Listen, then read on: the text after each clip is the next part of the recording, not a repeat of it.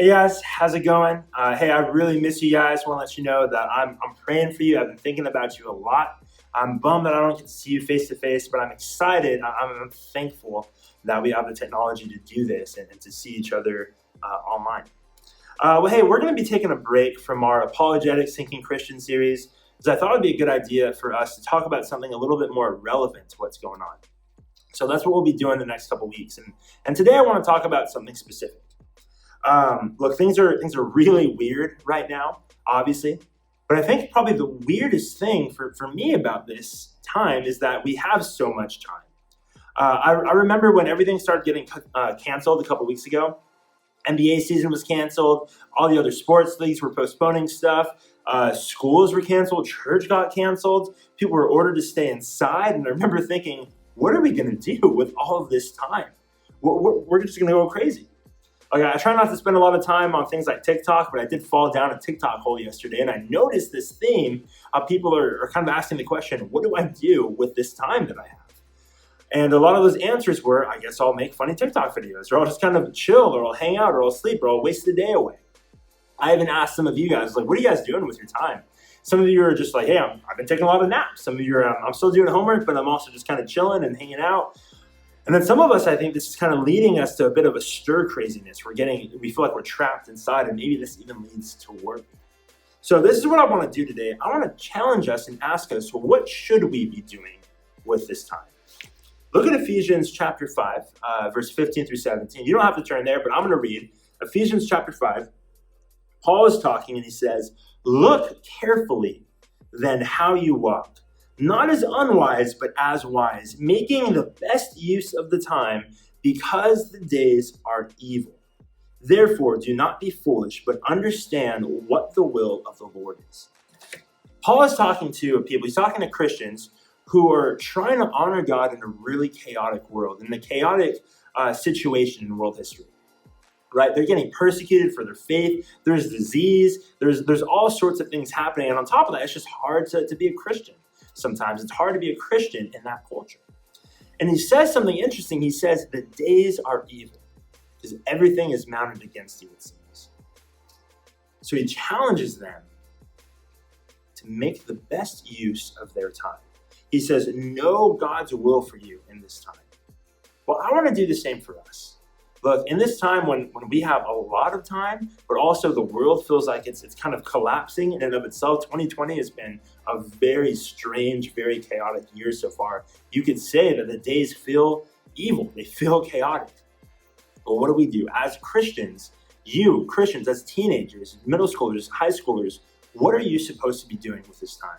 Do we just kind of wait it out? Do we hide? Do we just kind of do our normal thing and wait for it all to go back to normal? Do we worry? Do we fret? No. What do? Well, I think we're being challenged, just as Paul is challenging the Ephesians to make the best use, and I think there's stuff that we should be focusing on. So I want to look at 4 different opportunities that we have to leverage this time, this free time that we have for our growth and for God's glory. Okay, so 4 things that I really want us to focus on as a group, as Foothill students, guys. This is what I think we should be kind of looking at. So opportunities here. The first opportunity that we have for growth and for God's glory is to connect with others. Guys, we need community. Now, maybe more than ever. The hardest thing for me in all this has been not being able to hang out with people, which is weird for me because I'm such an introvert. But we desperately need community.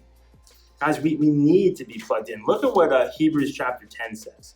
It says, let us consider how to stir one another up to love and good works, not neglecting to meet together, as is the habit of some, but encouraging one another. So he's saying we need to be really intentional about this. We need to encourage each other to love each other, to serve each other, and we can't neglect being with each other. Look, obviously, we can't meet together right now face to face, and that's good. We should be practicing social distancing. We definitely should be. But that doesn't mean that should stop us from being in community with each other. So here's our challenge. Here's my challenge for all of us. We need to be prioritizing our Christian community. Maybe in this time you've been texting and FaceTiming and hanging out with your friends from school. That's great. That's awesome. Hang out with them. Keep in touch. But I really, really want to encourage you right now. You're watching, you're listening. Hey, please, you need to prioritize your Christian community. I'm talking about Foothill Students. I'm talking about your youth group. I know maybe that's hard. Maybe you're not as close to these people. But look, this is a big deal. Over and over and over, the Bible talks about the church as the body of Christ. This one unified body, which means we can't afford to be separate from each other, right? I need my arm attached, just like we need to be in community with each other. This is a priority, guys. This is a command. This isn't a suggestion. So let me ask you this. Have you, in these past 2 weeks or so, have you been reaching out to your small group? Have you been reaching out to your small group leader? Have you had any contact with some of your youth group buddies? Even if you're not that close to them, this is really important. The Bible says that God uses Christians to make us grow, right? Just as iron sharpens iron, so does man sharpen man and woman sharpen woman. We need each other, okay? This is super important. This is a command. So let me tell you guys, do not just close yourself off from community. Don't close yourself off from the church during this time. Watch the services on Sunday, but also be involved together. So practically, what does this mean? There's a siren going on right now. Maybe you can hear that. Practically, you guys need to decide right now, okay, I'm on board. Wednesday nights, I'm still continuing my spiritual habit of being in the community. I'm going to listen to the message. I'm going to join in small groups after. Make that a priority. But then go above and beyond that. Text and reach out to your buddies. Look, your small group leaders are going to be reaching out to you regularly. Just respond, okay?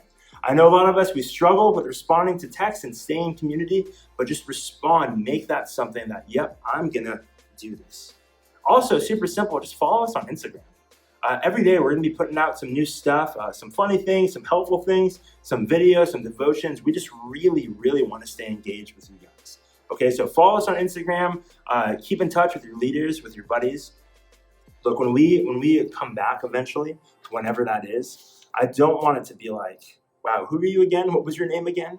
I want it to feel like we're hitting the ground running, that we stayed in community through this hard time. Because guys, we desperately, desperately need it, okay? All right, second opportunity, connect with your parents. Look, this is just a really practical one. You're going to be spending a lot more time with your parents than normal. Maybe than ever, right? Unless you're homeschooled. But even then, your parents, for the most part, are probably home with you. And maybe this has been really hard. Maybe this has even felt kind of suffocating, right? Everyone is there in the same house together. What do? Have you just been hiding out in your room, just kind of trying to distance yourself? Look, I'll keep this simple. We honor God by honoring our parents. Look, I know it's hard. I know it's hard right now to be cooped up in the house with a lot of people.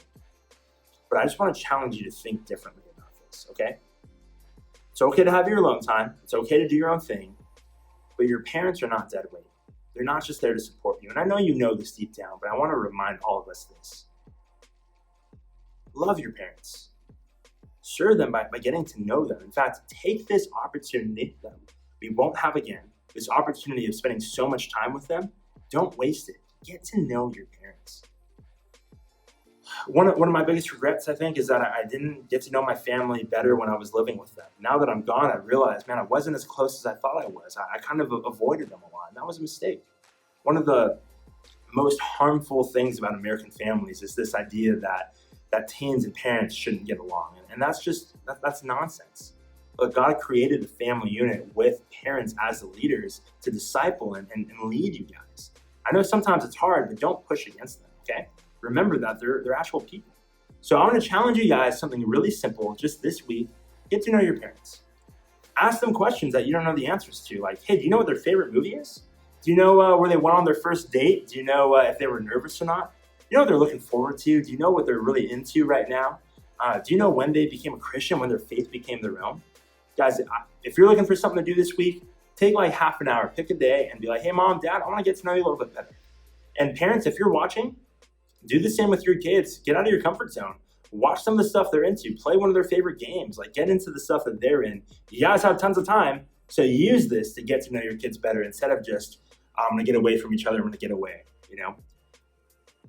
Yeah, imagine, I keep thinking about, hey, if I'm with the people that I love most, if I'm with my closest friends and stuff, this wouldn't be too bad, right? We have a great opportunity to turn our parents, turn our family into our closest friends. Let's do that. All right.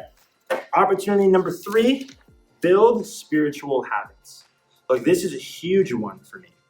Guys, I keep saying this, our schedule is more open than it's ever going to be again. Now is the time to build these spiritual habits. All my excuses of, man, I just didn't have enough time to read this morning, or, I lost track, I had a meeting, and I didn't have time to really pray. All that stuff is gone. So let's really take this time. I want to challenge us to make our Bible time a habit that we really grow in this time, okay? We have such a good opportunity to do this. Let's not waste this opportunity. They say it takes about 21 days to form a habit. So we're going to do this thing together as a group, as Foothill Students. We're going to go through the book of John. Book of John has 21 chapters, and so we're going to read a chapter every day for the next 3 weeks, starting tomorrow. Small group leaders are going to do this. I'm going to do this. Parents, I encourage you do this. Look, if you already have a strong Bible reading habit, that's great. Continue that. But I would encourage you, maybe consider doing this with us. It would be so great if all of us went through this together. Look, some of us, we have this desire. We want to grow in our walk with the Lord. Diving into his word is the best way to do it. And this is our chance to build this habit. Best ways to make habits stick is make them easy, make them simple. So it's simple. We're going to read one chapter of John. We're going to read it every day. Make it easy on yourself by picking the time you're going to do it. I'm going to try to wake up extra early, wake up before my son, because after he's awake, it's impossible. So I'm going to wake up early around, probably around 6-ish, and I'm going to try to read. But you do whatever time works for you. But when you do it, just put your phone aside. Just take those few minutes and just focus on what you're reading. Maybe even you have a highlighter or a pen and circle stuff. And just kind of go, okay, this is what he's telling me to do. This is what it's saying about God. Just kind of walk through it together, and then we'll help each other out on Instagram, okay?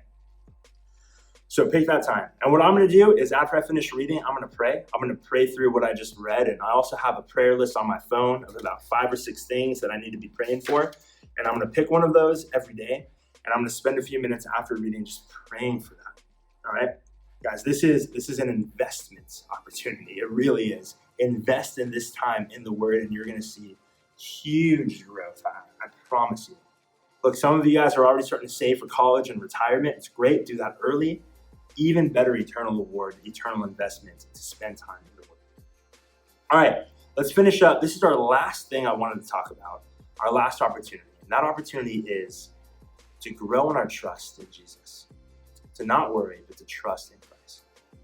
Look, when all this stuff was happening, I was really not nervous at all. I thought I had a really strong faith because I wasn't really worrying about everything that was happening. But I realized the reason I wasn't worried is because I wasn't really taking things very seriously, right? I was making jokes. I was joking about the people buying all the toilet paper and the water. And I was like, the flu is more deadly than this. Just wash your hands, people. But then when things started to shut down and things started to get really serious, I found myself getting kind of worried. I made a mistake and I watched the movie Contagion. I wouldn't encourage you to do that. It's a movie basically about what's happening now, about a pandemic that comes.